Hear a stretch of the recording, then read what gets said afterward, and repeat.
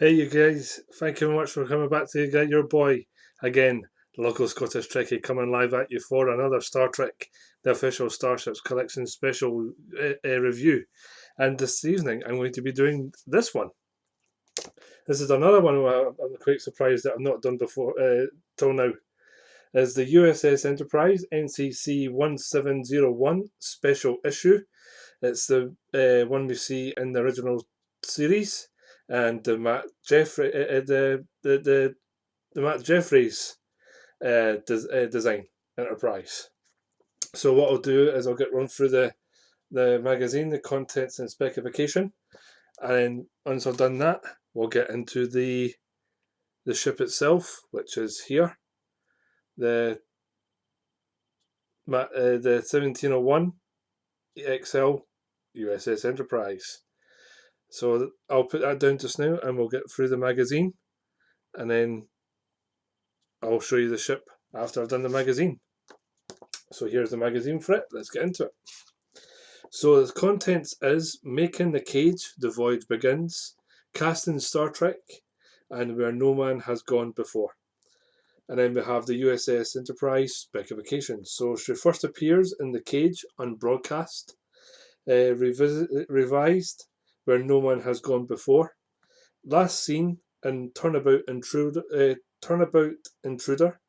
designed by Walter Matt Jeffries, and the captains is Pike and Kirk.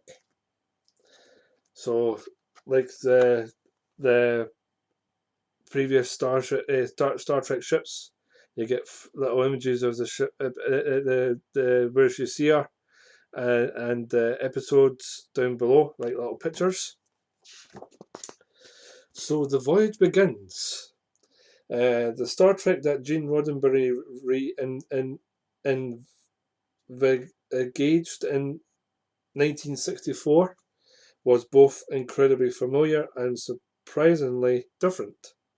One of the key ideas in Roddenberry's original pitch for Star Trek was that the ship would visit parallel Earths with human-looking inhabitants and societies that had been developed in familiar ways.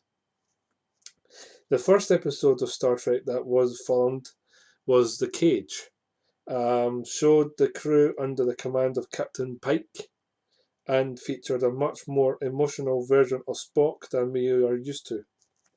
So here is Pike and Spock down here in the episode on the TOS. So we have Pike left, who was played by Jeffrey Hunter, and in The Cage comes over as a more troubled character than Kirk. His first officer was Number One, played by Majel Barrett, and had many characteristics that would eventually be given to Spock. And we have the ship's doctor left was called Boyce, and he was played by John Hoyt. Spock Wright was then presented, but he was the first lieutenant rather than the science officer. The transporter was introduced as a way of saving money, since it meant that the ship didn't have to land on the surface. So we have all the characters there. So we have Pike, Number One, Boyce, and Spock. And then we have the transporter down here. That's the transporter.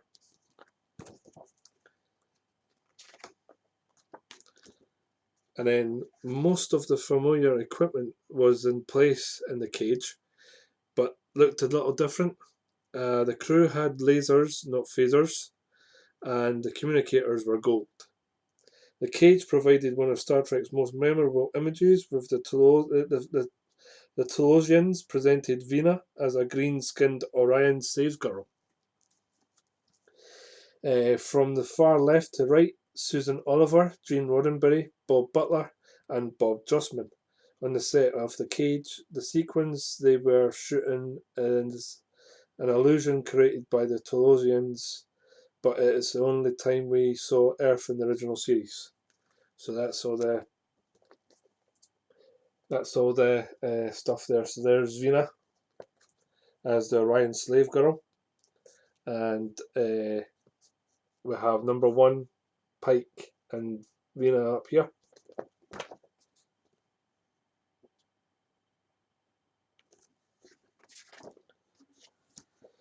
So we have 2 of the many drawings that Matt Jeffries produced as he designed the USS Enterprise. His brief was to come up with something that had never been seen before. The original Starship Enterprise model being formed by the Howard Anderson Company, who provided effects for the original series. The model underwent subtle revisions between the cage and regular production.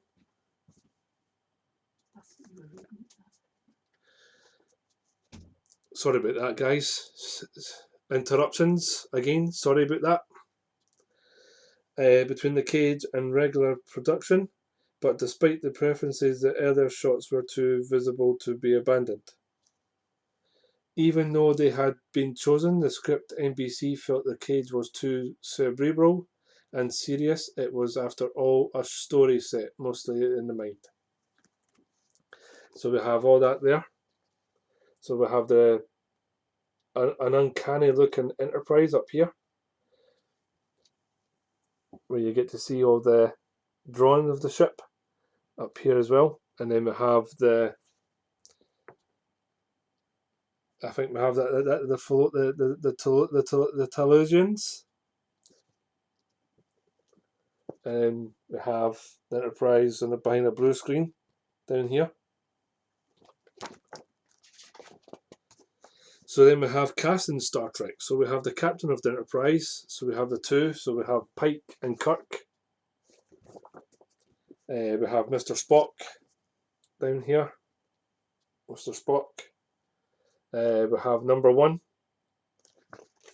We have Alden and Uhura, which we don't have any pictures. We have the Doctor. So we have Boyce, Bones here. And then we have Scotty, Sulu. And then we have the Captain's Yeoman. Yeoman Colt.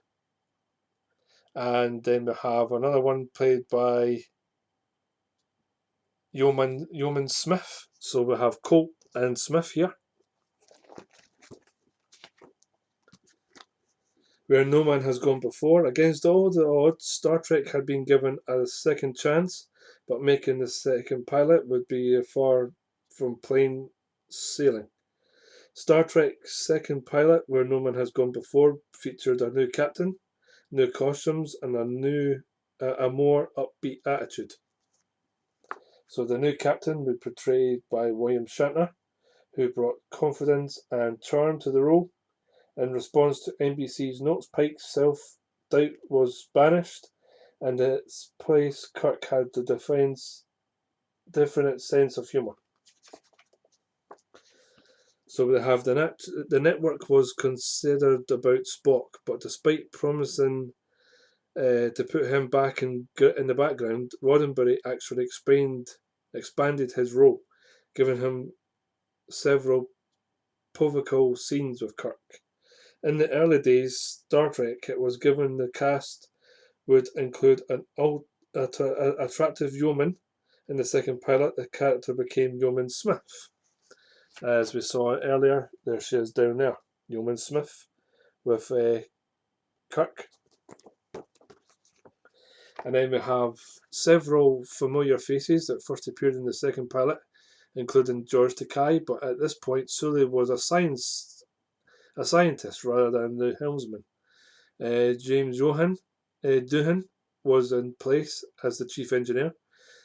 Paul Fix, however, only made a single appearance as the ship doctor. So that's them all there. So there we have George Takei, Sulu, in a blue uniform. James Doohan, Scotty, and the second pilot's doctor. So Lieutenant Alden is one of the great lot characters of Star Trek. He would have been a regular cast member, but was replaced by Lieutenant Uhura when the show went to the series. So there's Alden there, Lieutenant Alden. And then we have the ship's helmsman was called Lee Kelso, but although the audience might have expected him to become a series regular, he died towards the end of the episode. So there's Kelso there, down here. There's Kelso. And then we have Gary Mitchell. So the story focuses on the ship's navigator and Kirk's close friend, Gary Mitchell, who gains superhuman powers after passing through the barrier at the edge of the galaxy. As he becomes more powerful, he becomes less human and less moral, and Kirk must decide how to deal with him. So there's Gary Mitchell there, with silver eyes. So that's the end of the magazine. So we have the Enterprise popping upwards and Star Trek. Let's get on to the ship itself, shall we?